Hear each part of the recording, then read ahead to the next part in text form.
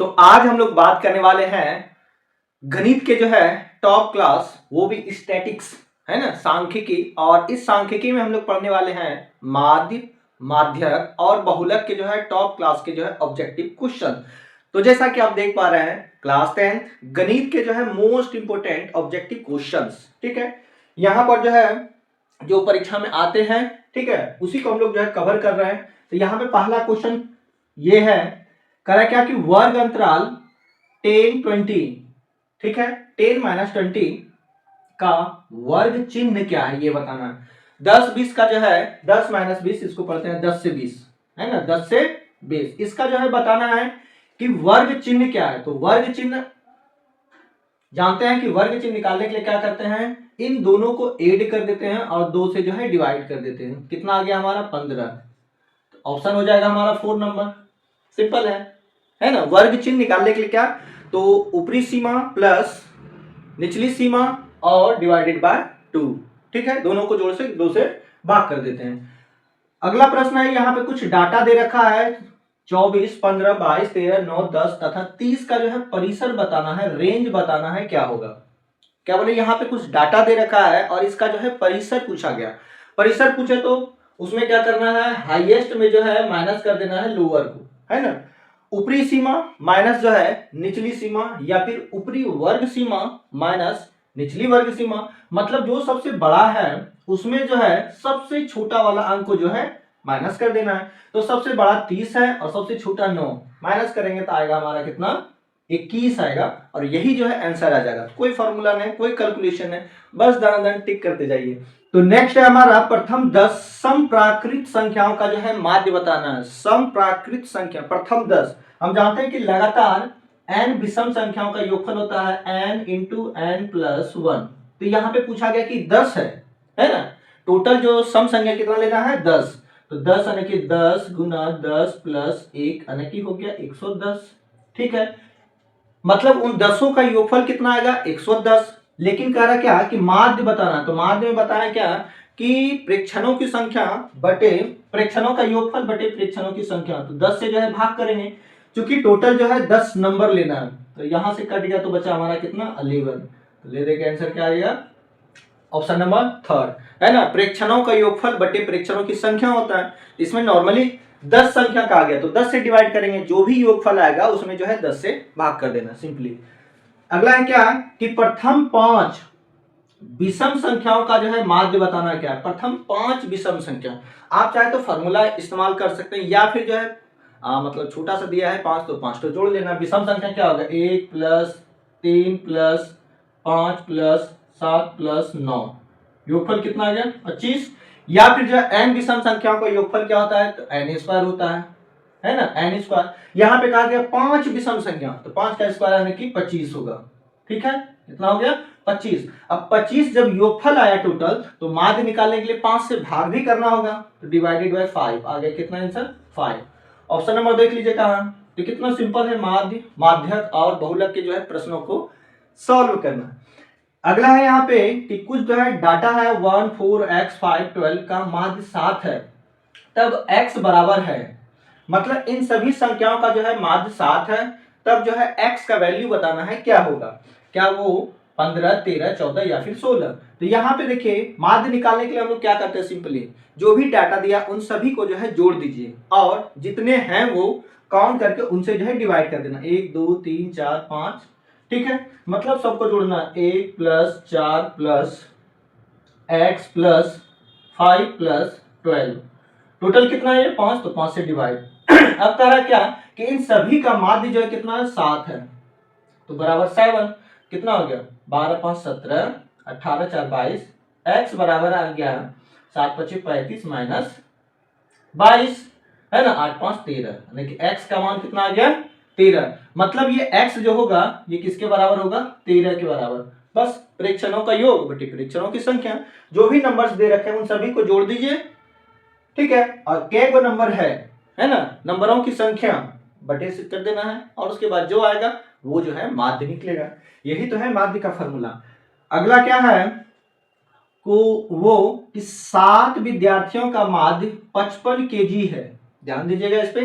क्या है कि 7 विद्यार्थियों का माध्य जो है 55 केजी है, और यदि उनमें 6 का माध्य 58 केजी है, तो 7वां व्यक्ति जो है उसका वजन बताना है क्या होगा, उसका भार क्या होगा, 35 केजी, 36, 37 या फिर 40 केजी।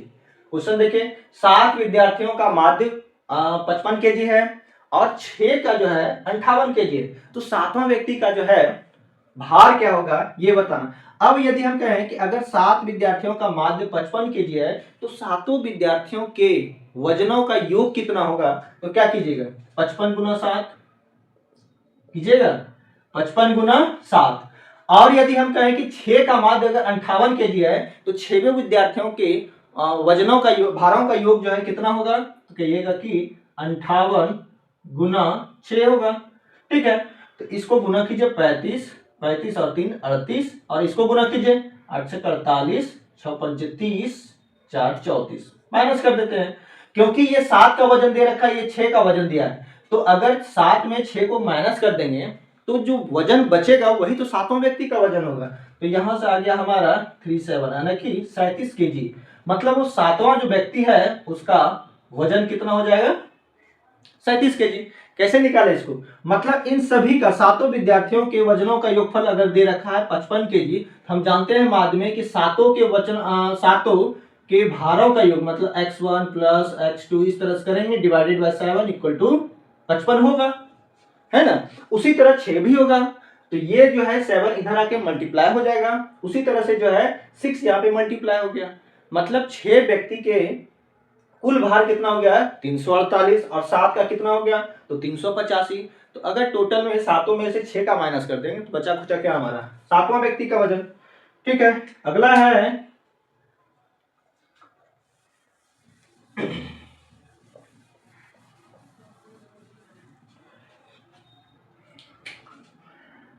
अगला क्या है, केंद्रीय प्रवृत्ति की सबसे उपयुक्त माप क्या है। ठीक है, केंद्रीय प्रवृत्ति की सबसे जो है उपयुक्त माध्य, माध्यक और बहुलक में जो है सबसे सटीक जो है केंद्रीय प्रवृत्ति का की सबसे उपयुक्त माप क्या है, या फिर जो कौन सबसे सटीक जो है परिणाम देता है, ये हमारा जो है माध्य है ना, ये याद रखिएगा, इसमें कोई मतलब फॉर्मूला नहीं लगाना है, ये जो है माध्य जो है ये हमें सबसे सटीक माप जो है देता है। या फिर इसके लिए एक और क्वेश्चन आता है कि पद विचलन विधि ज्ञात करने का सबसे उपयुक्त विधि जो है वो कौन सा है, तो उसमें भी जो हमारा क्या होगा, माध्य ही होगा।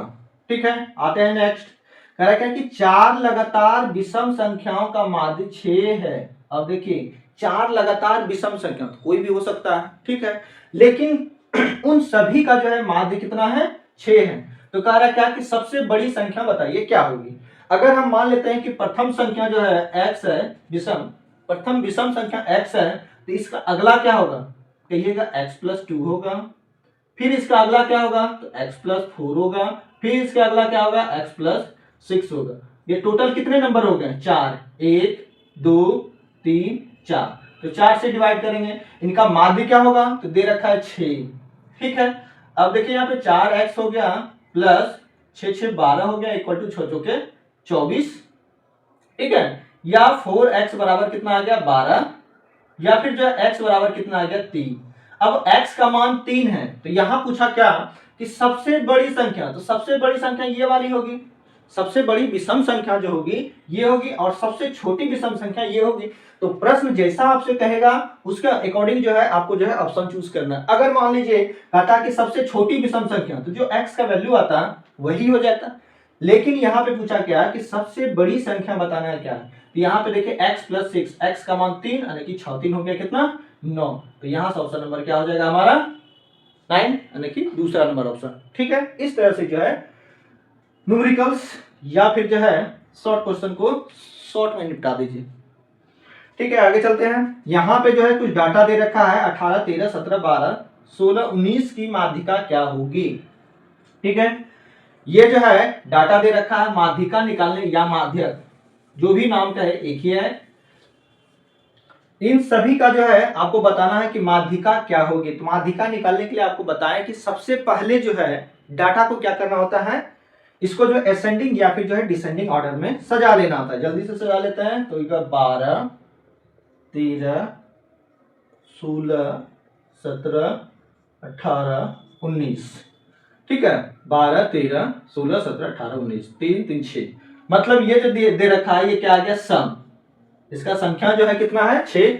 6 मतलब सम संख्या। सम संख्या के लिए क्या करना है कि बीच वाला जो 2 है ठीक है, बीच वाला जो 2 है इन दोनों को जोड़ के 16 + 17 डिवाइडेड बाय 2 कर दीजिए।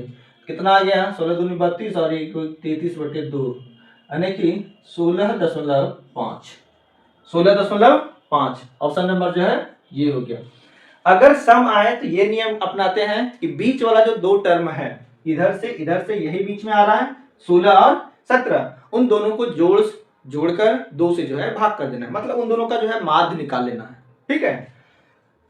फिर जो है एक और यहाँ पे डाटा दे रखा है 2 3 4 5 6 की माध्यिका होगी। अब देखिए यहाँ पे डाटा पहले से जो है अरेंज है ना, क्रम जो है बढ़ते जा रहा है, बढ़ते क्रम में पहले से लिखा गया है, तो इसको जो है मतलब अरेंज करने की जरूरत नहीं है। अब जब इसकी संख्या देखते हैं तो 1 2 3 4 5 ये जो है विषम में है, ठीक है। विषम के लिए क्या बताया है, n+1/2 वहां पद होता है। जो भी डाटा दे रखा है आंकड़ा उसका जो है माध्य सॉरी माध्यिका, ये क्या होता है, n+1/2 पद, तो n का मान 5, 5 + 1 6, 6/2 यानी कि 3। मतलब जो भी डाटा दे रखा है अरेंज करने के बाद उसमें जो तीसरा पद होगा वही उस डाटा का जो है क्या होगा, माध्यिका, मतलब 4। इसका आंसर क्या हो गया, 4। सबसे पहले डाटा को जो है इसमें अरेंज करना होता है। माध्यिका निकालने के लिए जो भी डाटा दे रखा है उसको आप चाहे तो बढ़ते क्रम या फिर घटते क्रम में सजा लेना है, और अगर उसकी संख्या विषम में है तब ये वाला फार्मूला अपनाना है। ये पद जो होगा उस डाटा का जो है माध्यक होगा, ठीक है, n+1/2 पद, तो 6 यानी कि तीसरा, इस डाटा का तीसरा पद हो गया, ठीक है। अब यहाँ पे क्वेश्चन नंबर 11 है 3 4 7 2 और कुछ इस तरह से बहुलक क्या होगा, बहुलक, बहु मतलब मल्टी टाइम्स जो टर्म आते हैं वही जो है बहुलक कहलाते हैं। मतलब जो भी डाटा दे रखा है उसमें सबसे ज्यादा बार कौन सी संख्या आया है, ठीक, सबसे ज्यादा बार जो है कौन संख्या आया है। तो देख लीजिए यहाँ सिंपल है, बहुलक निकालना मतलब बहुत आसान है ऑब्जेक्टिव के व्यू से, है ना। सबसे ज्यादा बार कौन आया है, तो यहाँ पे देखिए 7 7 7 3 बार है, और कोई है, और तो मेरे ख्याल से नहीं लग रहा है। 7 जो है सबसे ज्यादा बार आया है, तो यही हो गया इसका लक, यानी कि बहुलक, ठीक है। नेक्स्ट है क्या, और यही लास्ट है 4 6 3 4 6 3 4 6 5 तथा x, एक और संख्या x है, का बहुलक हो सकता है। अब देखिए यहाँ पे ऑप्शन क्या है, सिर्फ 5 4 6 दोनों, 3 6 दोनों, 3 4 और 6। अब देखिए ये x डिसाइड करेगा कि इसका आंसर क्या होगा। हम क्या बताएं बहुलक में कि जो सबसे ज्यादा बार आएगा, सबसे ज्यादा बार कौन आया है, तो यहाँ पे देखते हैं 4 4 4 4 आया है कितना बार, 3 टाइम्स, ठीक है। 4 आया है 3 बार, 6 6 6 6 भी आया है कितना, 3 बार, ठीक है। उसके अलावे हमें कोई भी ऐसा संख्या नहीं दिखता है जो मैक्सिमम टाइम्स आया है। 4 भी आया है 3 बार, 6 भी आया है 3 बार, और x, अब x डिसाइड करेगा। मान लेते हैं कि x का मान अगर 4 हो गया तो आंसर 4 चला जाएगा, और यदि x का मान 6 हो गया तब तो बहुलक मेरा 6 हो जाएगा, क्योंकि अगर x का मान 6 होगा तो ये 4 बार हो जाएगा, तो जो मैक्सिमम टाइम आएगा वही इसका क्या हो जाएगा, आंसर। मतलब x का मान जो है दोनों तरफ जा रहा है, एक तो 4 की तरफ जा रहा है और दूसरा जो है 6 की तरफ, दोनों में से कुछ भी हो सकता है। तो ऑप्शन भी दे रखा है 4 तथा 6 दोनों, है ना। x का मान क्या हो सकता है, 4 तथा 6 दोनों हो सकता है ना। या तो ये हो जाए या फिर जो है ये, या फिर दोनों हो जाएगा। तो वैसी स्थिति में हमारा आंसर क्या हो जाएगा, ऑप्शन नंबर सेकेंड, क्योंकि इसके अलावा कोई ऑप्शन तो आसपास दिख नहीं रहा है। तो यही था हमारा जो है बहुपद स्टैटिक्स, है ना, माध्य माध्यक और बहुपद के जो है टॉप क्लास क्वेश्चंस। एक और आपको याद रखना है, कभी कभी जो है पूछ दिया जाता है कि माध्य माध्यक और बहुलक तीनों में क्या संबंध है, तो इसको एक फॉर्मूला से याद रखना है, मामू, इसको बोलते हैं मामू, ठीक है। और इसमें जो अंक बैठता है 3 2 1, 1 को तो लिखते नहीं है ये, और यहाँ पे देना है माइनस, ठीक है। इसी के द्वारा जो है याद रखना है, जिसको इसको बोलते हैं बहुलक मोड, है ना, बहुलक। और ए को डिनोट करते हैं किससे, माध्य से, और m जो होता है हमारा माध्यक होता है या माध्यिका, माध्यक या माध्यिका। तो तीनों में यही संबंध है। अगर कोई दो दे रखा है डायरेक्टली तो आप इस फॉर्मूला में जो है पुट कीजिए, वहां से जो है तीसरा निकाल लीजिए। जैसे माध्यक और माध्य दे रखा है, बहुलक निकालेंगे, बहुलक और माध्य दे रखा है तो माध्यक निकालेंगे। बस ये फॉर्मूला आपको याद रखना, क्या, मामू, है ना, मामू 3 to 1 माइनस यहाँ लगेगा, यहाँ इक्वल टू का साइन, बस निकल गया। तो चलिए मिलते हैं, लास्ट जो है प्रोबेबिलिटी है उसका, उसमें तब तक के लिए